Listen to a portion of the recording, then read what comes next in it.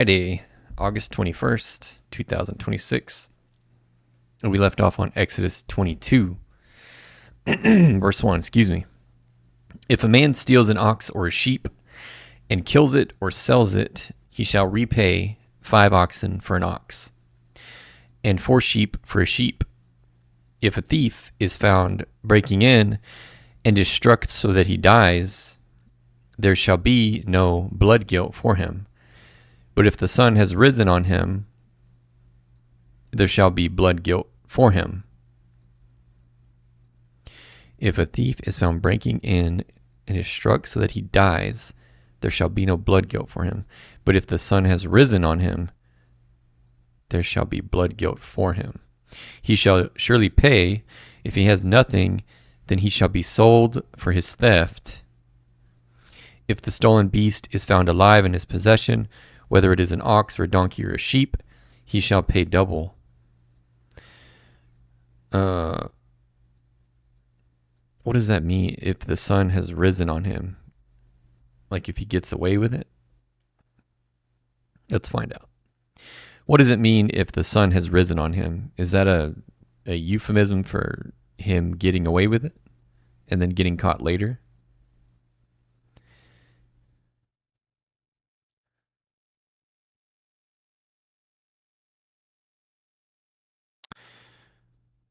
No, if the sun has risen on him is essentially literal here. If it is daylight, it isn't a euphemism. What is this? No.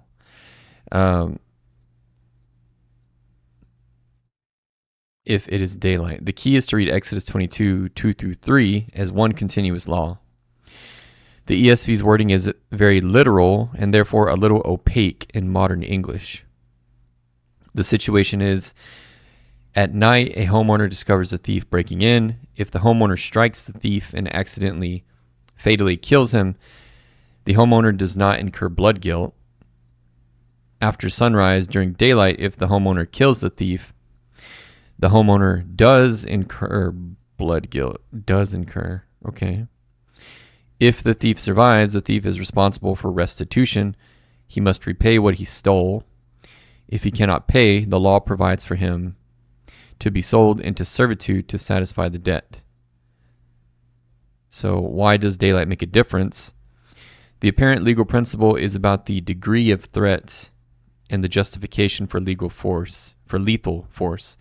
At night, the homeowner wakes to someone breaking into the house.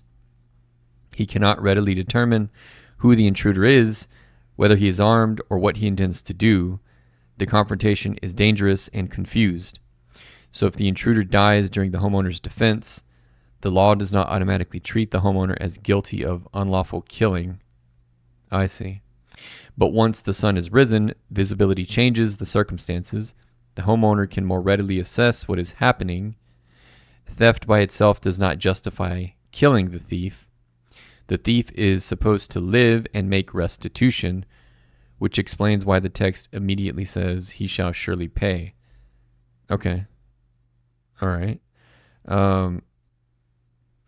Verse 5, if a man causes a field or vineyard to be grazed over, or lets his beast loose and it feeds in another man's field, he shall make restitution from the best in his own field and in his own vineyard. If fire breaks out and catches in thorns so that the stacked grain or the standing grain or the field is consumed, he who started the fire shall make full restitution.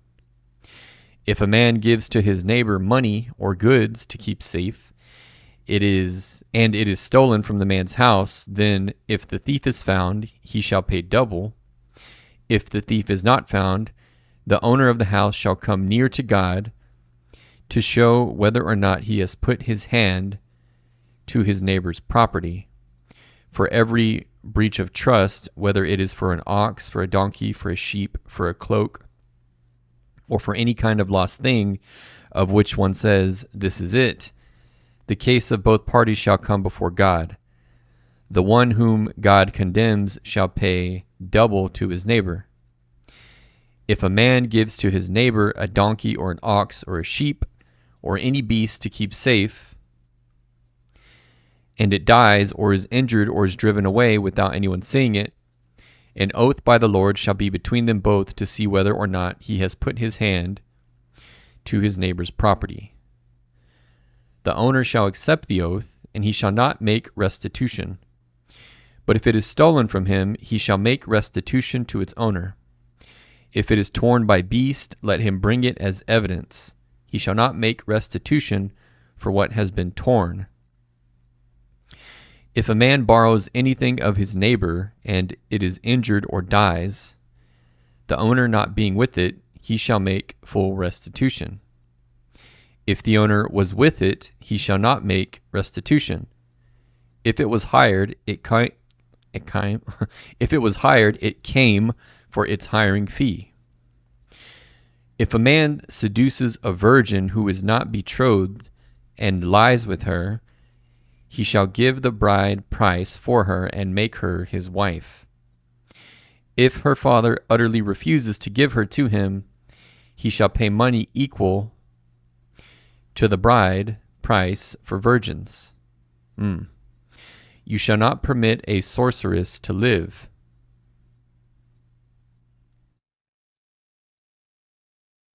Whoever lies with an animal shall be put to death.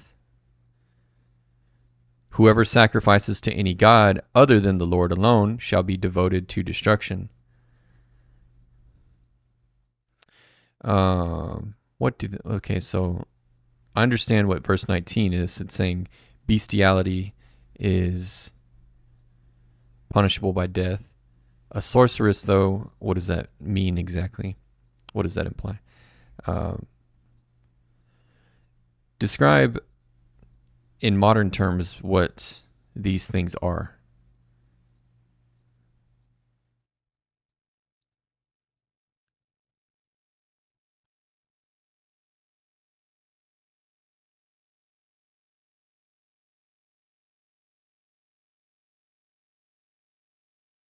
It doesn't want to. Okay. Dude. Oh my gosh.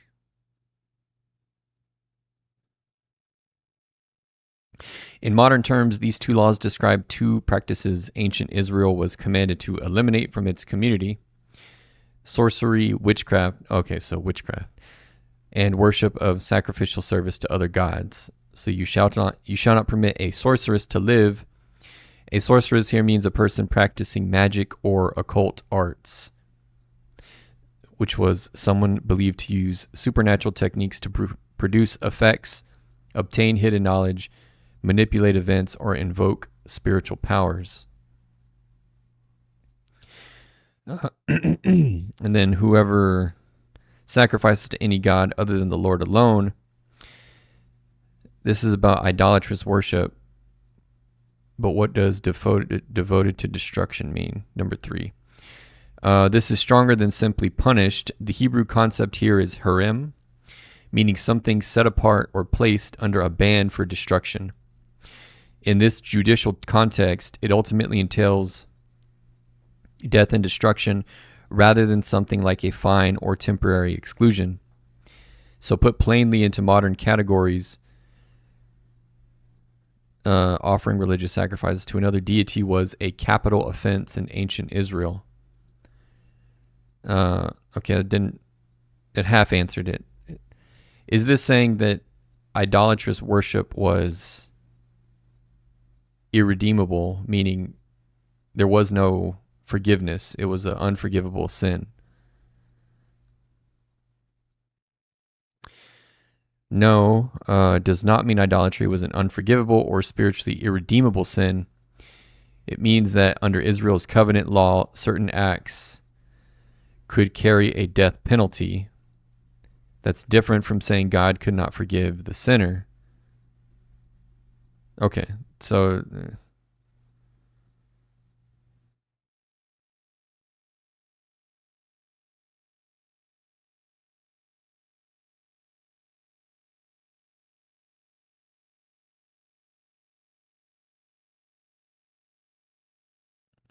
wait, this is it, the case of both parties.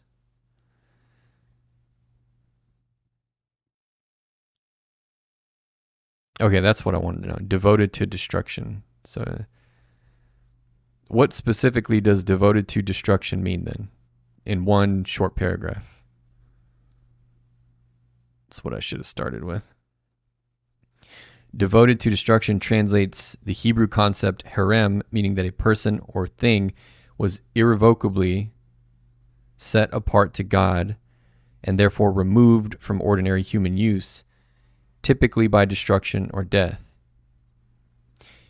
In Exodus 22:20, it means the person committing sacrificial idolatry was liable to be put to death under Israel's covenant law.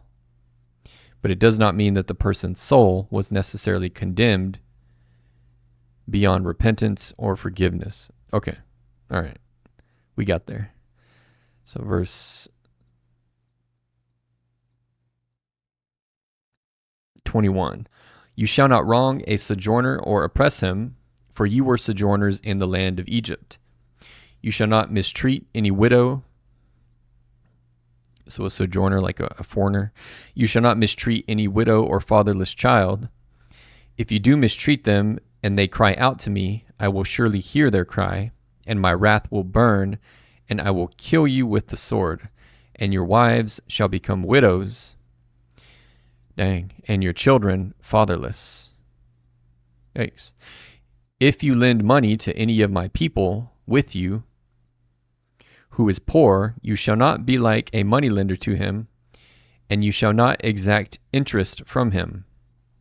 If ever you take your neighbor's cloak in pledge, you shall return it to him before the sun goes down, for that is his only covering, and it is his cloak for his body. In what else shall he sleep? And if he cries to me, I will hear, for I am compassionate. You shall not revile God, nor curse a ruler of your people. You shall not delay to offer from the fullness of your harvest and from the outflow of your presses. The firstborn of your sons you shall give to me. You shall do the same with your oxen and with your sheep. 7 days it shall be with its mother. On the 8th day you shall give it to me.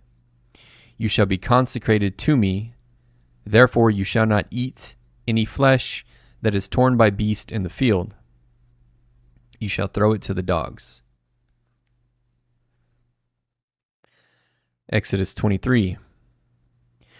You shall not spread a false report. You shall not join hands with a wicked man to be a malicious witness.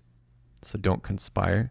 You shall not fall in with the many to do evil, nor shall you bear witness in a lawsuit, siding with the many, so as to pervert justice, nor shall you be partial to a poor man in his lawsuit. If you meet your enemy's ox or his donkey going astray, you shall bring it back to him. If you see the donkey of one who hates you lying down under its burden, you shall refrain from leaving him with it. You shall rescue it with him. You shall not pervert the justice due to your poor in his lawsuit. Wait, what? You shall not pervert the justice due to your poor in his lawsuit. Keep far from a false charge, and do not kill the innocent and righteous, for I will not acquit the wicked. You shall take no bribe, for a bribe blinds the clear-sighted and subverts the cause of those who are in the right. You shall not oppress a sojourner. You know the heart of a sojourner. Okay, now I got it.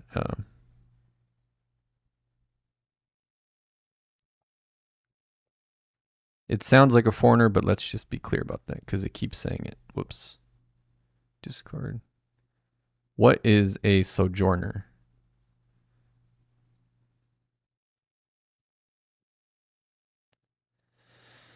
A sojourner is someone who lives temporarily in a place that is not their native home.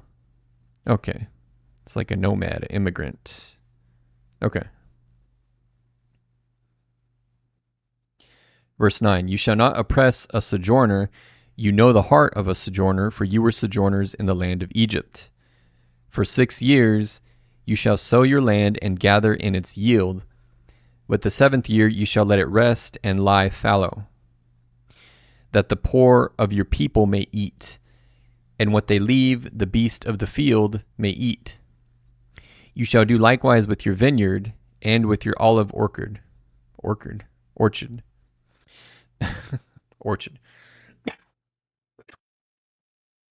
Excuse me.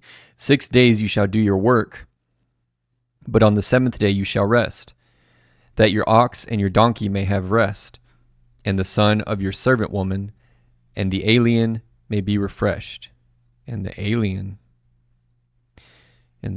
may be refreshed. I think that's mean like imported servant. But let's be clear here. What does alien mean in this context?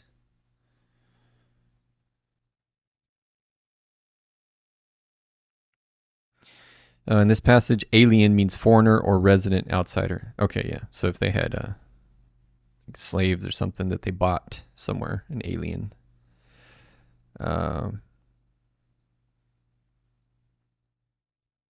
Verse 13.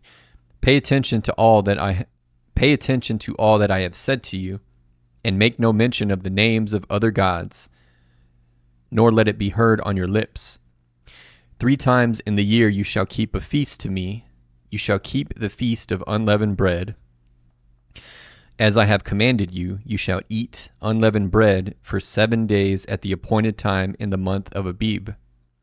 For in it you came out of Egypt. None shall appear before me empty-handed. You shall keep the feast of the harvest, of the firstfruits of your labor, of what you sow in the field. You shall keep the feast of ingathering at the end of the year, when you gather in from the field the fruit of your labor. 3 times in the year shall all your males appear before the Lord God. You shall not offer the blood of my sacrifice with anything leavened, or let the fat of my feast remain until the morning. The best of the firstfruits of your ground you shall bring into the house of the Lord your God. You shall not boil a young goat in its mother's milk. Ooh. Behold, I send an angel before you to guard you on the way and to bring you to the place that I have prepared. Pay careful attention to him and obey his voice. Do not rebel against him, for he will not pardon your transgression, for my name is in him. But if you carefully obey his voice and do all that I say, actually, hold on. I wonder, let me mark this so I don't get lost. What angel he's talking about, or if this is another Christophany. Let's see. What angel is God talking about here, or is this another Christophany? I.e., a pre-incarnate Christ sighting. Yes, many Christian interpreters understand the angel in Exodus as more than an ordinary created angel, and there is a substantial case that this is the same divine figure, often called the angel of the Lord, which Christians have historically associated with the pre-incarnate Christ, a Christophany. The wording is unusually strong. God says, pay careful attention to him and obey his voice. Do not rebel against him, for he will not pardon your transgression, for my name is in him. In other words, he has the same authority God does. My name is in him, Son of God. Yeah, okay. So it sounds like it. All right, so that's interesting. Verse 22, but if you carefully obey his voice and do all that I say, then I will be an enemy to your enemies and an adversary to your adversaries. When my angel goes before you and brings you to the Amorites and the Hittites and the Perizzites and the Canaanites, the Hivites and the Jebusites, and I blot them out, you shall not bow down to their gods nor serve them, nor do as they do. You shall utterly overthrow them and break their pillars in pieces. You shall serve the Lord your God, and he will bless your bread and your water. And I will take sickness away from among you. None shall miscarry or be barren in your land. I will fulfill the number of your days. I will send my terror before you and will throw into confusion all the people against whom you shall come, and I will make all your enemies turn their backs to you. And I will send hornets before you, which shall drive out the Hivites, the Canaanites, and the Hittites from before you. I will not drive them out from before you in 1 year, lest the land become desolate and the wild beast multiply against you. Little by little I will drive them out from before you, until you have increased and possess the land. And I will set your border from the Red Sea to the Sea of the Philistines, and from the wilderness to the Euphrates. For I will give the inhabitants of the land into your hand, and you shall drive them out before you. You shall make no covenant with them and their gods. They shall not dwell in your land, lest they make you sin against me. For if you serve their gods, it will surely be a snare to you. So this is interesting to me in the sense that this is a very, this is God speaking, so obviously he could do whatever he wants to do, but he chooses to respect, for lack of a better term, where did it go? Not here. He chooses to respect the natural order, meaning when he said, I think this is it, I will send my terror before you, and I will throw into confusion all the people against who you shall come. But then he says, I will send hornets before you. So he's using the natural order, natural things that he already created. He's not just using, he's not just snapping his fingers and making them run or controlling them. He's using hornets here. And then he also says, but I won't drive them out all at once.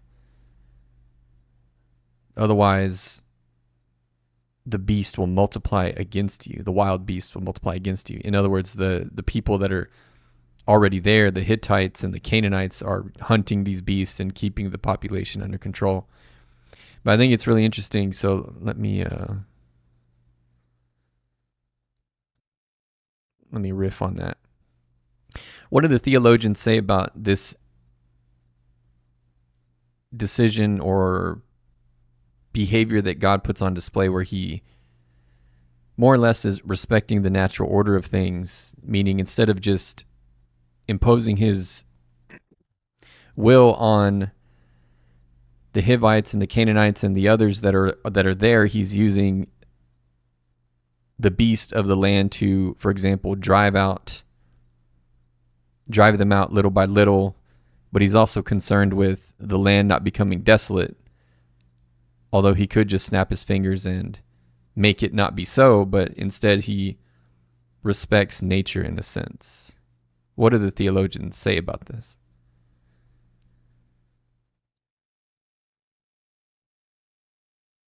I guess you could say he's operating in his own framework that he created and not just doing like genie type magic. Yes, you're noticing something theologians have discussed under several related doctrines: divine providence, secondary causes, divine accommodation, and God's ordinary versus extraordinary governance of creation.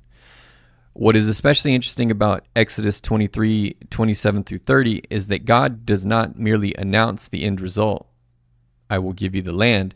He describes a process with ecological constraints. There you go. That's a nice way to say it. He says, I will not drive them out from before you in 1 year, lest the land become desolate and the wild beast multiply against you. And the next verse, little by little I will drive them out from before you until you have increased and possessed the land. So the observation is quite perceptive. Well, thank you. The omnipotent God behaves as though the integrity of created processes matters. Yeah, that's a nice way to put it. The omnipotent God, the all-powerful God, behaves as though the integrity of created processes matters, which obviously they do because he created them. The classical theological answer would generally not be that God has to respect nature, but rather that God ordinarily wills to accomplish his purposes through the nature he himself created. Yeah. Okay. That's yeah. There's a nice way to encapsulate that thought. All right, so Exodus 24, verse 1. Then he said to Moses, "Come up to the Lord, you and Aaron, Nadab and Abihu, and 70 of the elders of Israel, and worship from afar. Moses alone shall come near to the Lord, but the others shall not come near, and the people shall not come up with him." Moses came and told the people all the words of the Lord and all the rules. And all the people answered with one voice and said, "All the words that the Lord has spoken we will do." And Moses wrote down all the words of the Lord. He rose early in the morning and built an altar at the foot of the mountain and 12 pillars, according to the 12 tribes of Israel. And he sent young men of the people of Israel who offered burnt offerings and sacrificed peace offerings of oxen to the Lord. And Moses took half of the blood and put it in basins, and half of the blood he threw against the altar. Then he took the book of the covenant and read it in the hearing of the people. And they said, "All that the Lord has spoken we will do, and we will be obedient." And Moses took the blood and threw it on the people and said, "Behold, the blood of the covenant that the Lord has made with you in accordance with all these words." Then Moses and Aaron, Nadab and Abihu, and 70 of the elders of Israel went up, and they saw and they saw the God of Israel. There was under his feet as if, There was under his feet as it were a pavement of sapphire stone, like the very heaven for clearness. And he did not lay his hand on the chief men of the people of Israel. They beheld God and ate and drank. What? So they I always get confused, or not confused, but I like to break these instances down where it says that people saw God or saw the Lord, because I think it's later in this book, so we'll get there, where it says a man can't look at God's glory and survive. So whatever they're seeing is just a manifestation or a vision or something. It's not God directly, but let's talk about it. What do the theologians say that these men were seeing at this time, since it said that man cannot look directly upon God's glory and live?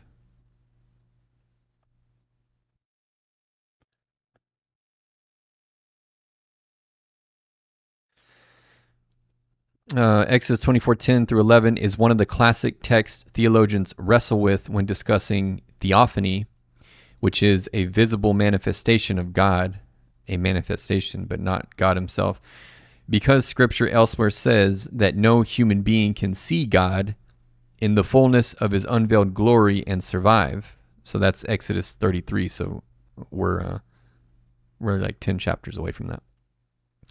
The most common Christian interpretation is that Moses, Aaron, Nadab, Abihu, and the 70 elders genuinely saw God, but they did not see the fullness of God's divine essence or unmediated glory. They saw God as he chose to manifest himself. Okay, that makes more sense. All right.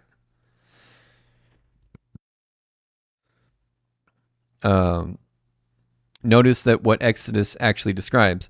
They saw the God of Israel. There was under his feet, as it were, a pavement of sapphire stone. Interestingly, the text does not describe God's face. It immediately directs our attention to what is beneath his feet. Yeah, this is also interesting too, because as we've read through on this stream, the book of Revelation, and John describes seeing Jesus in a similar way. I think he had feet of, or maybe not, I think it was bronze. I don't know, but it's similar imagery. Anyway, that has led many interpreters to understand the scene as a throne room vision. God is truly present, but what the elders perceive is an accommodated manifestation of him, something finite human beings can actually endure. Okay. Verse 12, the Lord said to Moses, "Come up to me on the mountain and wait there, that I may give you the tablets of stone with the law and the commandment which I have written for their instruction." So Moses rose with his assistant Joshua, and Moses went up into the mountain of God. And he said to the elders, "Wait here for us until we return to you. And behold, Aaron and Hur are with you. Whoever has a dispute, let him go to them." Then Moses went up on the mountain, and the cloud covered the mountain. The glory of the Lord dwelt on Mount Sinai, and the cloud covered it 6 days. And on the seventh day he called to Moses out of the midst of the cloud. Now the appearance of the glory of the Lord was like a devouring fire on the top of the mountain in the sight of the people of Israel. Moses entered the cloud and went up on the mountain. And Moses was on the mountain 40 days and 40 nights. Exodus 25. The Lord said to Moses, "Speak to the people of Israel that they take for me a contribution. From every man whose heart moves him, you shall receive the contribution for me. And this is the contribution that you shall receive from them: gold, silver, and bronze, blue and purple and scarlet yarns, and fine twined linen, goat's hair, tanned ram's skin, goat skins, acacia wood, oil for the lamps, spices for the anointing oil, and for the fragrant incense, onyx stones, and stones for setting, for the ephod and for the breastpiece, and let them make me a sanctuary, that I may dwell in their midst, exactly as I show you concerning the pattern of the tabernacle, and of all its furniture, so you shall make it. They shall make an ark of acacia wood, 2 cubits and a half shall be its length, 1 cubit and a half its breadth, and 1 cubit and a half its height. You shall overlay it with pure gold. Inside and outside shall you overlay it, and you shall make on it a molding of gold around it. You shall cast 4 rings of gold for it, and put them on its 4 feet. 2 rings on the one side of it, and 2 rings on the other side of it. You shall make poles of acacia wood, and overlay them with gold. And you shall put the poles into the rings on the sides of the ark to carry the ark by them. The poles shall remain in the rings of the ark. They shall not be taken from it. And you shall put into the ark the testimony that I shall give you. You shall make a mercy seat of pure gold. 2 cubits and a half shall be its length, and 1 cubit and a half its breadth. And you shall make 2 cherubim of gold, cherubim being the type of angel. I think those are the ones with the eyes all over them. They look kind of like a wheel, or they're described as like a wheel shape with eyes all over. And you shall make 2 cherubim of gold, of hammered work shall you make them, on the 2 ends of the mercy seat. Make 1 cherub on the one end, and 1 cherub on the other end, of one piece with the mercy seat. Verse 19. Show me an image of what the Ark of the Covenant might look like as it's described in Exodus 25.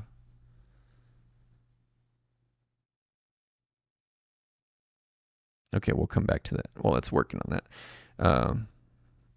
Verse 20, the cherubim shall spread out their wings above, overshadowing the mercy seat with their wings, their faces one to another. Toward the mercy seat shall the faces of the cherubim be. And you shall put the mercy seat on the top of the ark, and in the ark you shall put the testimony that I shall give you.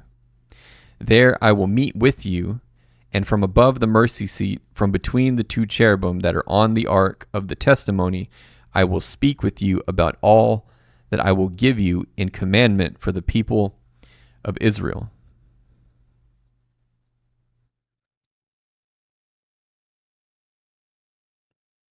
What's happening? No, it's not done yet.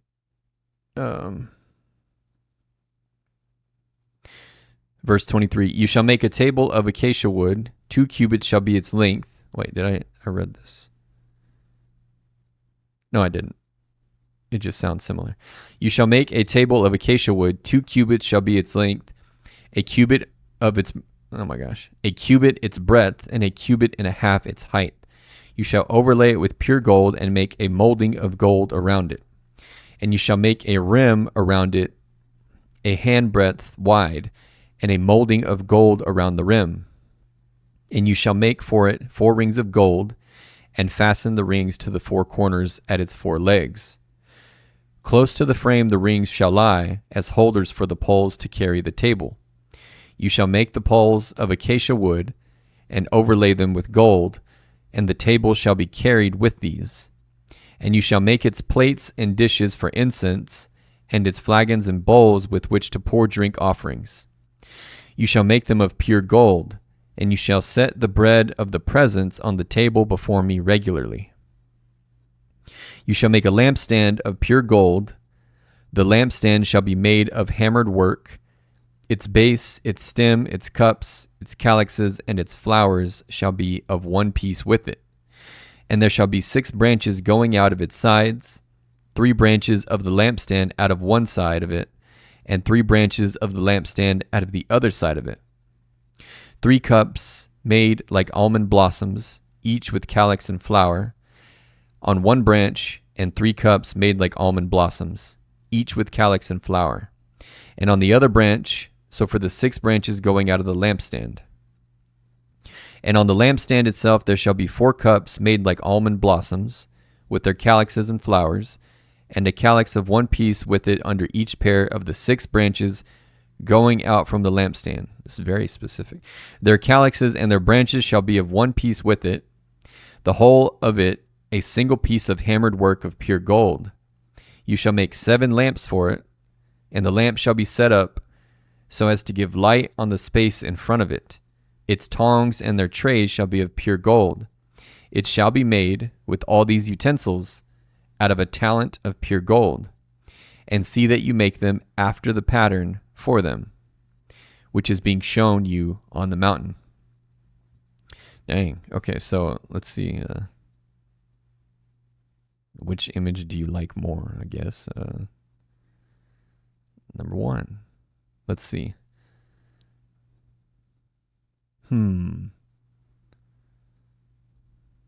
That's pretty wild.